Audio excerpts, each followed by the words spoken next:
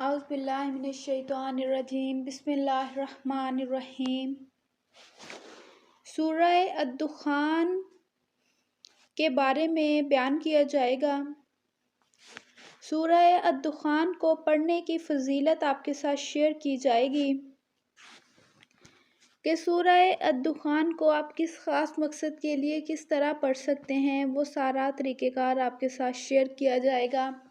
اسے پڑھنے والے کو کیا کیا فوائد ملیں گے وہ سب آپ کے ساتھ بیان کیا جائے گا۔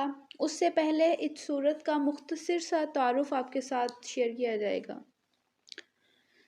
سورہ الدخان مستند روایت کے مطابق یہ سورت اس وقت نازل ہوئی تھی جب اللہ تعالیٰ نے مکہ مکرمہ کے کافروں کو متنبہ کرنے کے لیے ایک شدید قحط میں مبتلا فرمایا۔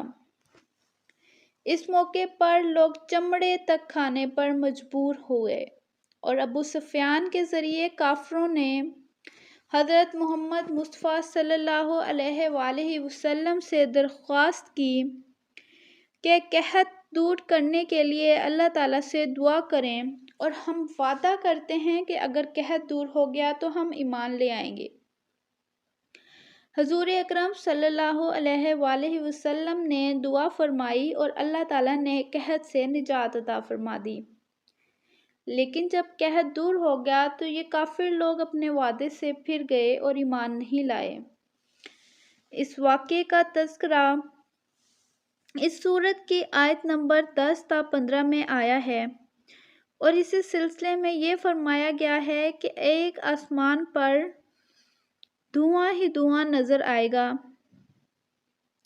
دھوئیں کو عربی زبان میں دخان کہتے ہیں اور اسی وجہ سے اس سورت کا نام سورہ دخان ہے۔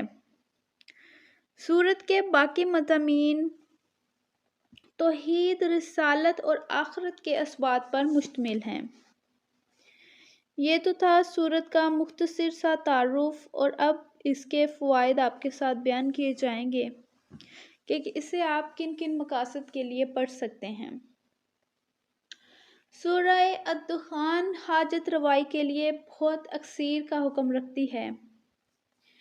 اول و آخر درود پاک پڑھ کر یعنی درود ابراہیمی آپ نے پڑھنا ہے، بسم اللہ سمیت اول و آخر درود پاک پڑھنا ہے اور پھر سورہ الدخان کو 7 دفعہ پڑھنا ہے اور اس کے بعد اپنی حاجت پوری ہونے کی دعا کرنی ہے تو انشاءاللہ اللہ تعالیٰ مراد پوری کرنے کے لیے یہ عمل جو ہے قبول فرمائیں گے۔ بس ثابت ہوا کہ سورہ الدخان جو ہے مراد پوری کرنے کے لیے اکثیر کا حکم رکھتی ہے۔ اور دوسرا فائدہ سورہ الدخان کا یہ ہے کہ سورہ الدخان کو لکھنا اور گھول کر پینا مرض پیچش کے لیے بہت مفید ہے۔ میں نے کوشش کی ہے مختصر سی ویڈیو میں آپ کے ساتھ اس سورہ الدخان کا تعارف اور اس کے فضائل شیئر کر سکوں۔ میری یہ کاوش پسند آئی ہو تو ویڈیو کو لائک کر کے چینل کو سبسکرائب کر دیجیے۔